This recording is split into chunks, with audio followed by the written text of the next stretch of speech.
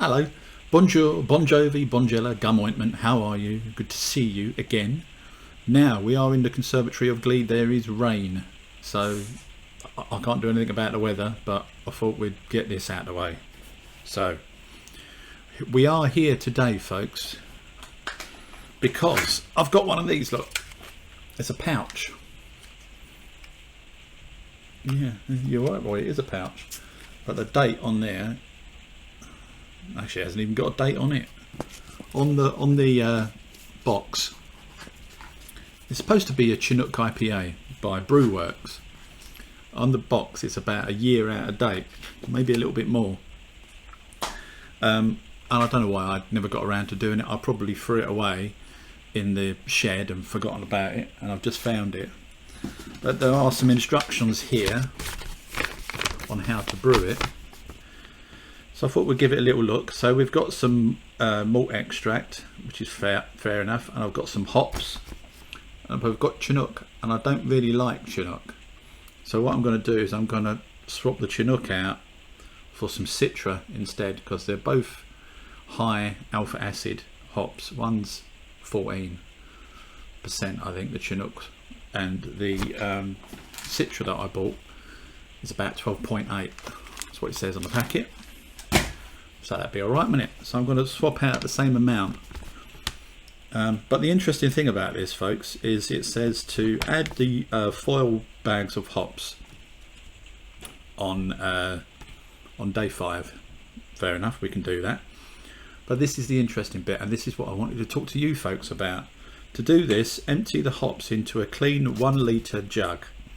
Use a knife to break them up for about a minute, and then add 500 millilitres of boiling water. Continue to use the knife to pulverise the hops in the water for about 2 or 3 minutes, and then use a large spoon to transfer the hops into your beer, leaving the liquid behind. Someone spoke to me about this before when I did a similar kit by Brewworks, and they said, Roy, why are you leaving all the liquid behind? Because that's got all the hop juice in it, and surely you want that in your beer. So my question to you folks is, what would you do? Would you make a hop tea, chuck it all in, or would you just chuck the hops in as they are in a hop bag? What do you reckon? I don't know what to do, really. I'm in two minds as to just chuck the hops in as they are, but then that's dry hopping, isn't it? Whereas if I chuck some hot water over them, at least, you know, it's breaking them up a little bit, and I don't know. But I just think that's odd that some people have said, why are you just chucking in the hops and not the juice? And this one explicitly says to chuck in just the hops and leave the juice from the hops. So yeah, I don't really know what to do with this one. So let me know down below what you think. Be interested to get your opinion on this one. But I am going to do it. It might be all right. Yeah, I mean, this is probably just malt extract, but it's probably pre-hopped with something, isn't it? I'm not, as I say, I'm not going to use Chinook because I don't really like Chinook. It's a bit grassy for me. You know, I don't like the taste of it. So I'm going to use some Citra, as I used to like Citra. I don't know whether I do now or not, but second thing, take your glasses off, Roy, because it annoys people. This, as you can see, is a urine sample. It's very nice.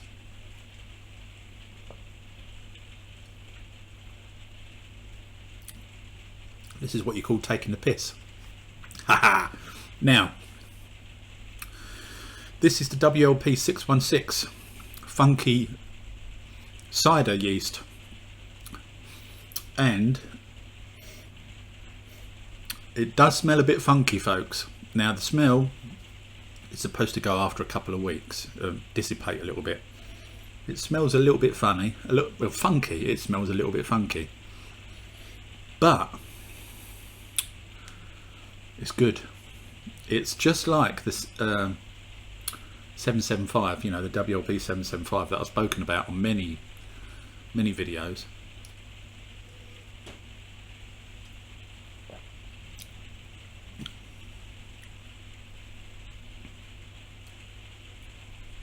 Really nice. It's got a slight funk to it, a very slight funk. I was expecting it to be very, very close to like a West Country scrumpy in that it's got to be quite strong, but it isn't at all. It's really smooth still, but it's got a slight sort of twang to it, a funk, if you like. But it's beautiful. Clean, no off flavours at all. Again, folks, you can't go wrong with these White Lab yeasts, you know. When you come to making your turbo ciders, there's no off flavours.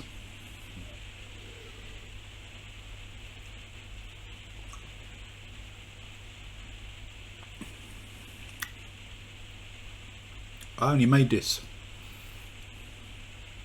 3 weeks ago. It's brilliant already. What I am going to do is I've got about 7 or 8 bottles left.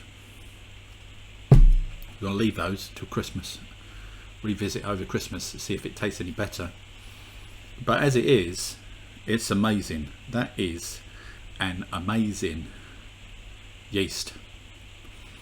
Now, what I've done today is I've got a little vial of one of the yeast's samples that I took out.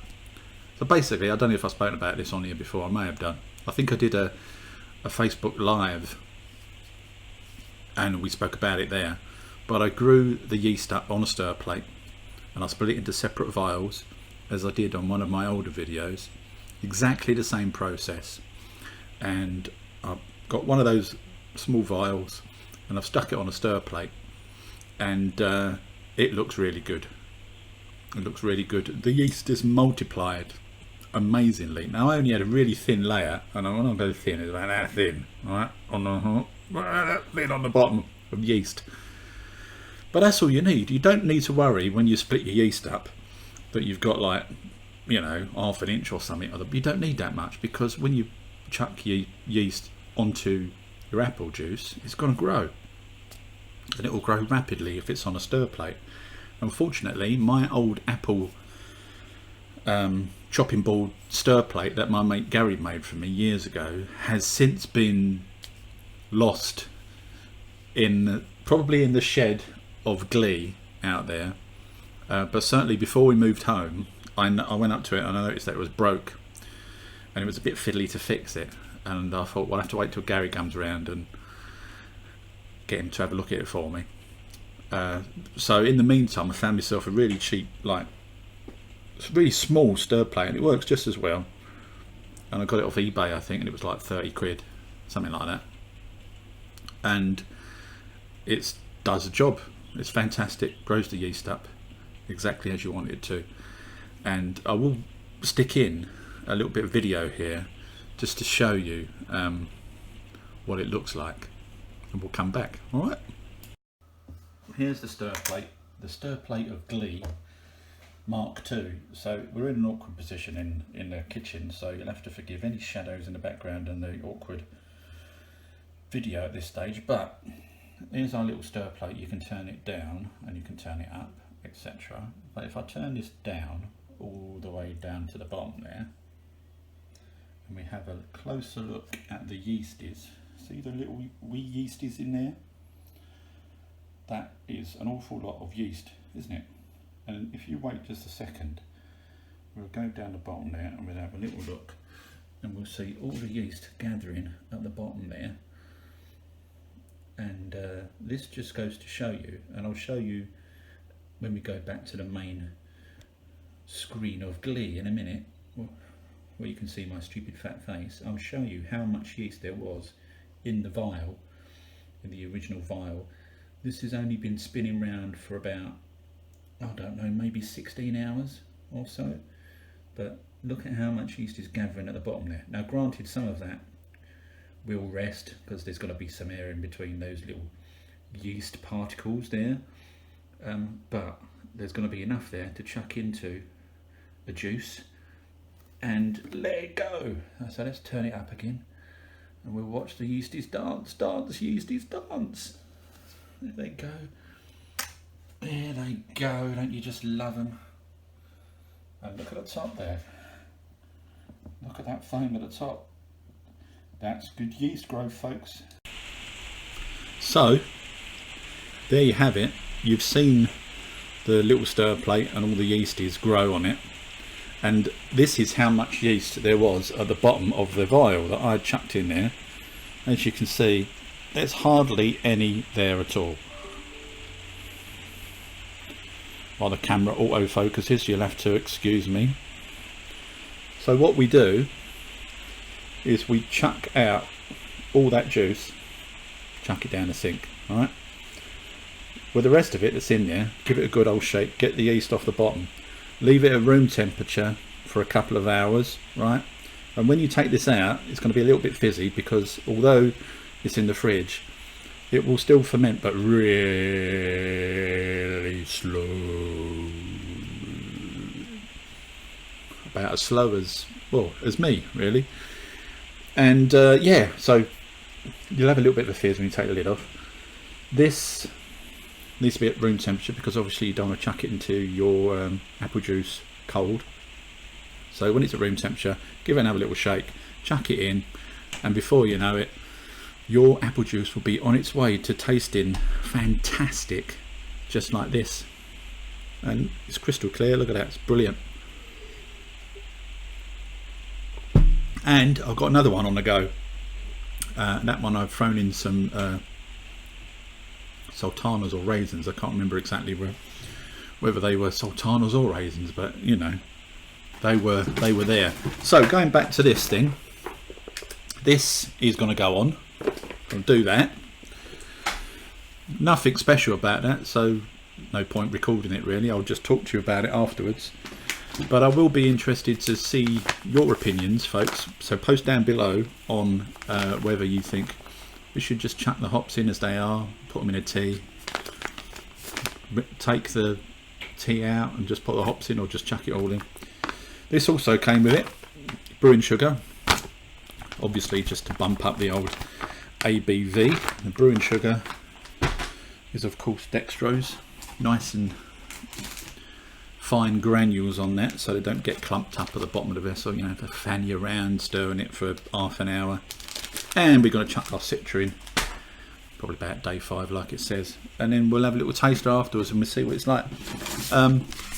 I usually, if I'm brutally honest, do this with instructions, and I just do my own thing. You can do that, or you can choose to do whatever is whatever it says on the instructions. It's up to you. But that's all from me, folks. Just a quick one to ask you your opinions on what to do with that yeast there. Not the yeast, the hops. You have to forgive me, I am getting old.